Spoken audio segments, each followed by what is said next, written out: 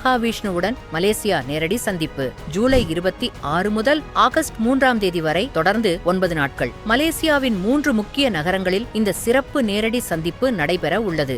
ஜூலை 26, 27, 28ஆம் தேதிகளில் கோலாலம்பூரிலும், ஜூலை 29, 30, 31ஆம் தேதிகளில் செரம்பானிலும், ஆகஸ்ட் 1, 2, 3ஆம் தேதிகளில் ஜொகூர் பார்விலும் நடைபெற உள்ளது. இதற்கு முன்னர் மலேசியாவில் நடைபெற்ற நேரடி சந்திப்பில் கலந்து கொண்ட பலரின் பொருளாதார வாழ்க்கை, குடும்ப வாழ்க்கை மற்றும் ஆன்மீக வாழ்க்கையில் மிகப்பெரிய மாற்றங்கள் ஏற்பட்டுள்ளன. இந்த அரிய வாய்ப்பை தவறவிடாதீர்கள். இப்போதே உங்கள் பெயரை முன்பதிவு செய்து கொள்ளுங்கள். குருவே சரணம். அனைவருக்கும் வணக்கம்.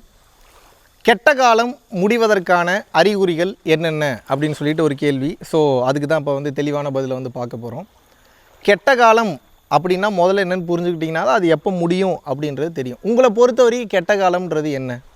எனக்கு ரொம்ப கஷ்டமாக இருக்குது, நான் சம்பாதிக்கிறேன்னா சரியான வருமானம் வர மாட்டேங்குது, நான் ஒரு பிஸ்னஸ் பண்ணுறேன்னா அதில் சரியான ப்ராஃபிட் வர மாட்டேங்குது, என் பொண்டாட்டி என்கிட்ட சண்டை போட்டுக்கிட்டே இருக்கா, குழந்தைங்க என்கிட்ட நான் பேசுகிறத கேட்கவே மாட்டுறாங்க, எனக்கு பதவி உயர்வு கிடைக்க மாட்டேங்குது, இல்லாட்டினா படுத்தா நிம்மதியாக தூக்கம் வர மாட்டேங்குது, எங்கே போனாலும் என்னை எங்கேயோ ஒரு இடத்துல அடி வாங்கிடுறேன், ஒரு இடத்துல தலையை எங்கேயாவது முட்டிக்கிறேன், இப்படி நிறைய ரீசன் உங்களை பாதிப்படைய செய்கிற மாதிரி தெரிஞ்சால் அதுக்கு பேர் நீங்கள் என்ன வச்சுருக்கீங்கன்னா கெட்ட காலம்னு வச்சுருக்கீங்க.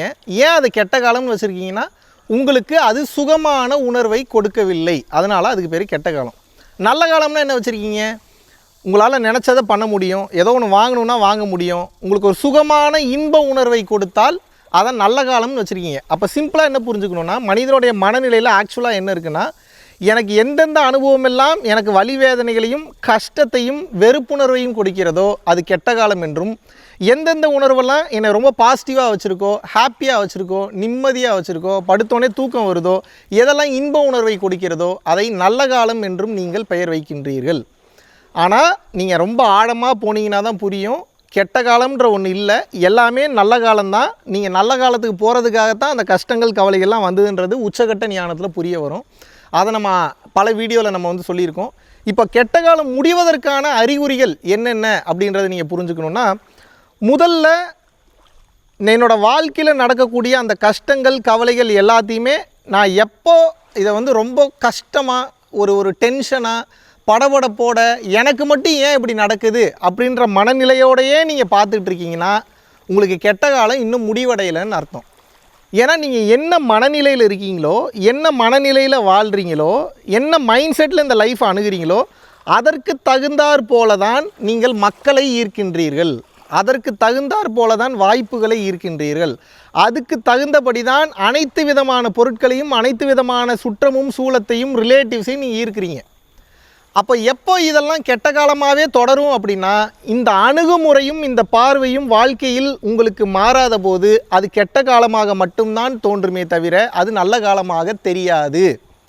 ஆனால் எப்போ உங்களுக்கு கெட்ட காலம் முடிய போகுது அப்படின்னா, சோகால்டு கெட்ட காலம் நீங்கள் சொல்கிற அந்த கெட்ட காலத்தை சொல்கிறேன், அது எப்போ முடியுது அப்படின்றத நீங்கள் தெரிஞ்சுக்கலாங்கன்னா, இவ்வளவு நாள் பார்த்த பார்வை எப்போ உங்களுக்கு மாறுதோ, உங்களுக்கு நடக்கக்கூடிய ஒவ்வொரு அசௌகரியங்களும், உங்களுக்கு நடக்கக்கூடிய ஒவ்வொரு கஷ்டமும் கவலையும், உங்களுக்கு நடக்கக்கூடிய ஒவ்வொரு லாஸும் எப்போ நீங்கள் லெசன் சொல்லி பார்க்க ஆரம்பிக்கிறீங்களோ, இறைவன் ஏதோ ஒரு காரணத்துக்காக தான் இதை செய்கிறாருன்ற அந்த அண்டர்ஸ்டாண்டிங் வருதுல. இது சொல்கிறது ஈஸி, ஆனால் அப்படிப்பட்ட ஒரு கஷ்டத்தில் நீங்கள் உங்களை அர்ப்பணிக்கும் போது, அந்த கஷ்டத்தில் நீங்கள் வலி வேதனையை அனுபவிச்சுட்டு இருக்கும்போது ஈஸியாக இது ஒரு நல்லதுக்கு தான் அப்படின்னு நினைக்கிறது ரொம்ப ரொம்ப கஷ்டம். சொல்கிறது ஈஸி, செய்கிறது ரொம்ப கஷ்டம். ஆனால் எப்போ உங்களுக்கு வாழ்க்கையில் அப்படி பார்க்கக்கூடிய பக்குவம் வந்துருச்சோ, உங்கள் பக்கத்தில் இருக்கிறவனே உங்களை பார்த்து மிரண்டுருவான். நீங்கள் பேசுகிற பேச்சு, உங்கள் ஆட்டிடியூடு, உங்கள் ஆக்டிவிட்டீஸ் இதெல்லாம் பார்த்து என்னடா ஆளே மாறிட்ட, என்ன கொஞ்சம் டிஃப்ரெண்ட்டாக பேசுகிற, என்ன உன் பார்வையே மாறிடுச்சு, கொஞ்சம் டிஃப்ரெண்ட்டாக பார்க்குறேன்னு சொல்லி அவனது பார்வை மாறிவிடுகிறது. அப்போ நீங்கள் என்ன புரிஞ்சுக்கணுன்னா, கெட்ட காலம் நல்ல காலம் இது எல்லாமே நீங்கள் எந்த மனநிலையில் இருக்கின்றீர்களோ அதை பொறுத்து தான் உங்களுக்கு அமைகிறது. அதனால் அது உங்களுக்கு அப்படி புரிகிறது. நீங்கள் கெட்ட காலம்னே பார்த்தீங்கன்னா கெட்ட விஷயத்தை ஈர்க்கிறீங்க, அதாவது அசௌகரியமான அந்த அனுபவங்களை ஈர்க்கிறீங்க. எப்போ நீங்கள் நல்ல காலம்னு நீங்கள் பார்க்குறீங்களோ அப்போது உங்களுக்கு நடக்கும் அனைத்தும் ஒரு நன்மையாகவே நடக்கும். இப்போ உங்களுக்கு சிம்பிளாக சொல்லி புரிய வைக்கிற மாதிரி சொல்கிறேன். நேற்று நடந்த ஒரு விஷயத்த சொல்கிறேன். நேற்று படுத்து தூங்கிட்டு இருந்தேன். நல்லா படுத்து தூங்கிட்டு இருக்கும்போது நான் தான தர்மம் பண்ணுறேன், தீட்சை கொடுக்குறேன், உபதேசம் கொடுக்குறேன், எல்லாருக்கும் நல்லது நினைக்கிறேன், எல்லாம் சரிதான். நேற்று ஒரு பூரா என்னை கடிச்சிருச்சு. இது உண்மையாகவே நடந்தது. தூக்கத்துலேருந்து எந்திரிச்சு பார்த்தா ஒரு குட்டி பூரா சிவப்பு அண்ட் கருப்பு கலரில் இருக்கக்கூடிய ஒரு பூரா வந்து கடிச்சிருச்சு. சரியான வலி. அப்புறம் அந்த பூரானை தூக்கி வீசிட்டு கொஞ்சம் நேரத்தில் பூரான் அப்புறம் வெளியே போயிடுச்சு. நான் உட்காந்து என்ன பண்ணுறதுன்னு யோசிக்காமல் கொஞ்ச நேரம் அந்த குர்குமின், அதாவது மஞ்சள் இருக்கக்கூடிய அந்த தன்மையை அதை வந்து பார்த்திங்கன்னா தண்ணியில் கலந்து குடிச்சாச்சு. இப்போ குர்குமின் உள்ளே போயிடுச்சு. அப்புறம் அதை பற்றி நம்ம ஆன்லைனில் சர்ச் பண்ணும்போது பூரான் கடிச்சா ஒன்றும் பாதிப்பு இல்லை அப்படின்ற மாதிரி சொல்லிட்டாங்க. அப்புறம் அந்த பாதிப்பே உடம்புல இல்லை. அப்புறம் காலையில் தூங்கி எந்திரிச்சோடனே அந்த பாதிப்பு உடம்புல இல்லை, மனதளவில் இல்லை, உடம்புல ஏதாவது காயங்களும் இல்லை, அந்த தடிப்பாக வீங்கவும் இல்லை, சரியாயிடுச்சு.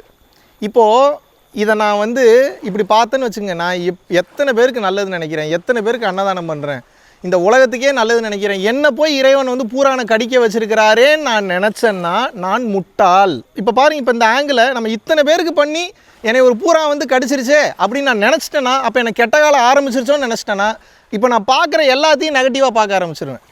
ஒரு போட்டில் போகும்போது கூட எங்கேயாவது போய் மோதிடுவனோ, இல்லை பஸ்ஸில் போகும்போது ஐயோ யாராவது வந்து எதாவது பண்ணிடுவாங்களோ, கெட்ட காலம் நடந்துருச்சோ அப்படின்னு நான் நினைக்க அதை நீங்கள் ஈர்க்கின்றீர்கள். ஆனால் அதை நான் எப்படி நினச்சேன்னா, இறைவன் பெரும் கருணை கொண்டு நான் இப்போ ஒரு நாட்டில் இருக்கேன், அந்த நாட்டில் என்னுடைய விதிப்படி இல்லை ஏதோ ஒரு கெட்ட சக்திகளோ இல்லை நீ சுற்றி இருக்கக்கூடிய ஈவில் எனர்ஜிஸோ என்னை முடிச்சுக்கட்ட பிளான் பண்ண பாம்பை அனுப்பி போட்டு தள்ளுற மாதிரி ஒரு விதி எனக்கு இருந்திருக்கலாம். ஆனால் இறைவன் பெரும் கருணை கொண்டு ஒரு பூரானை கடிக்க வச்சு ஒரு சின்ன வலியோடு போக வச்சுட்டாரு. அந்த சின்ன வலியோடு போச்சு. அப்போ அது எனக்கு பெரிய பாதிப்பு கூட ஏற்படுத்தலை அப்படின்ற அந்த புரிதல் எனக்கு வந்து விட்டதனால் அது நைட்டாக மறந்துட்டு காலையில் பூரான் கடிச்ச மேட்டரே மறந்துட்டேன். இப்போ பேச தான் ஞாபகம் வருது உங்களுக்கு சொல்லி புரிய வைக்கணுன்றதுக்காக. இப்போ நீங்கள் நினச்சி பாருங்கள், அந்த நைட்டு ஒரு விஷப்பாம்பு, ஒரு கிங் கோப்ரா கடிச்சிருந்ததுன்னா அந்த காட்டுக்குள்ளேருந்து நான் வெளியே வந்து ட்ராவல் பண்ணி ஹாஸ்பிட்டலுக்கு போய் அட்மிட் பண்ணி எவ்வளவு வேலைகள் இருக்கிறது. இப்போ நீங்கள் என்ன புரிஞ்சுக்கணும், இந்த சுற்றி இருக்கக்கூடிய இந்த மாயை நீங்கள் சரியான பாதையில் போகும்போது உங்கள் மனநிலையை மாற்றுவதற்காக, உங்களை நெகட்டிவ் மைண்ட் செட்டில் தள்ளுறதுக்காக எல்லா வேலையும் பண்ணிக்கிட்டே இருக்கும். நீங்கள் ரொம்ப கவனமாக, இறைவன் அதை ஒரு நல்ல காரணத்துக்காக தான் பண்ணுறாரு. விதிப்படி ஏதோ ஒன்று கடிக்கணும், விஷம் ஏறணும்னு இருக்கும். அதை பாம்புக்கு பதிலாக பூரானா மாற்றி விட்டு எனது விதியை பாசிட்டிவாக வந்து மாற்றிட்டாருன்னு நான் நினைக்கிறதுனால நிம்மதியாக இருக்கேன், ஹாப்பியாக வாழ்கிறேன். இப்போ நெகட்டிவ் மைண்ட் செட் எனக்குள்ளே வராமல் என்னோடய பாசிட்டிவ் மைண்ட் செட் இறைவனை நம்பினதுனால இப்போ நான் பாசிட்டிவாக மாற்றிக்கிட்டேன். இப்படித்தான் உங்களுக்கும் பல விஷயங்கள் உங்கள் நிம்மதியை கெடுப்பது போல, உங்களுக்கு மீண்டும் மீண்டும் கஷ்டத்தை கொடுப்பது போல தெரியும். ஆனால் அது நீங்கள் பாசிட்டிவாக மாற்றிக்கிட்டே இருக்கணும். எப்போ வந்து நடக்கக்கூடிய விஷயங்களுக்கு ஒரு நல்ல காரணம் இருக்குன்ற அந்த புரிதல் உங்களுக்கு வந்துருச்சோ, எழுதி தரேன், உங்களுக்கு நல்ல காலம் ஸ்டார்ட் ஆயிடுச்சு. நடக்கக்கூடிய கஷ்டங்கள்லாம் எப்போ நல்லதுக்காகத்தான், அந்த ஒரு அனுபவமே நமக்கு ஏதோ ரியலைசேஷனுக்காகத்தான்றதை எப்போ புரிஞ்சுக்க ஆரம்பிச்சிட்டிங்களோ, எழுதி தரேன், உங்களுக்கு கெட்ட காலம் முடிஞ்சிருச்சு. அப்போ எங்கே கெட்ட காலம் முடியுதுன்னா, உங்களுக்கு நடக்கக்கூடிய விஷயங்களை பாசிட்டிவாக பார்க்க ஆரம்பிச்சிட்டிங்கன்னா கெட்ட காலம் முடிந்து நல்ல காலம் ஆரம்பித்து விட்டது. ஏனென்றால் நடப்பது அனைத்தும் உங்கள் மனநிலையை பொறுத்து தான் நடக்கிறது. நீங்கள் எந்த எண்ணங்களை பிரதிபலிக்கின்றீர்கள் என்பதை பொறுத்து தான் நீங்கள் ஈர்க்கின்றீர்கள். இந்த மனநிலையில் வாழும்போது வாழ்க்கை மிகச்சிறந்த பூந்தோட்டமாக இருக்கும். கெட்ட காலம் முடிந்து உடனே நல்ல காலம் தொடங்கும். இந்த நல்ல காலம் போயிட்டு இருக்க மறுபடியும் நெகட்டிவ் மைண்ட் செட்டில் போய் சிக்கிட்டிங்கன்னா மறுபடியும் கெட்ட காலம் ஸ்டார்ட் ஆகிடும். இதை புரிந்து கொண்டு செயல்படுங்கள். அப்போ நல்ல காலமும் கெட்ட காலமும் எதில் இருக்குன்னா, ஜாதகத்தில் இல்லை, உங்கள் மனநிலையில் தான் இருக்கிறது.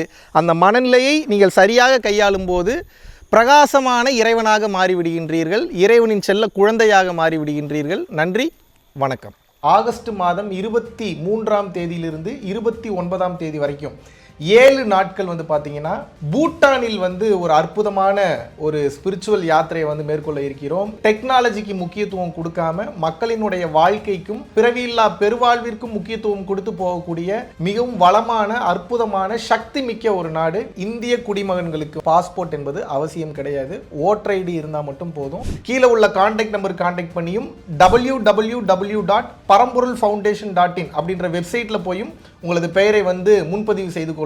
வருகின்ற ஜூலை 29ஆம் தேதி குரு பூர்ணிமா வந்து பார்த்தீங்கன்னா உலகமெங்கிலும் ரொம்ப விமர்சையாக வந்து கொண்டாடப்பட இருக்கு. நார்மல் டைமில் நம்ம பண்ணுற அந்த சக்தியை விட பௌர்ணமி டைமில் 1000 மடங்கு அதிகப்படியான ரிட்டர்ன்ஸ் நமக்கு கிடைக்கும். பல குருமார்களுடைய மொத்த ஆற்றலும் மொத்தமாக வேலை செய்யக்கூடிய நாள் என்னன்னு வந்து பார்த்தீங்கன்னா குரு பூர்ணிமா, அதாவது குரு பௌர்ணமி. தாராளமாக ஆன்லைனில் வந்து நீங்கள் வந்து கலந்து கொள்ளலாம். ஸோ விருப்பப்படக்கூடிய நபர்கள் www பரம்பொருள் foundation.in அப்படின்ற வெப்சைட் வந்து போனீங்கன்னா அதில் குரு பூர்ணிமா கிளாஸுக்கு உண்டான லிங்க் இருக்கும். அதில் போய் உங்களது பேரை வந்து நீங்கள் வந்து ரெஜிஸ்டர் பண்ணிக்கலாம். பரம்பொருள் அறக்கட்டளை நடத்துகின்ற தினசரி அன்னதானம் மற்றும் இதர நற்காரியங்களுக்கு நீங்கள் உங்களது பங்களிப்பை தாராளமாக செலுத்தலாம்.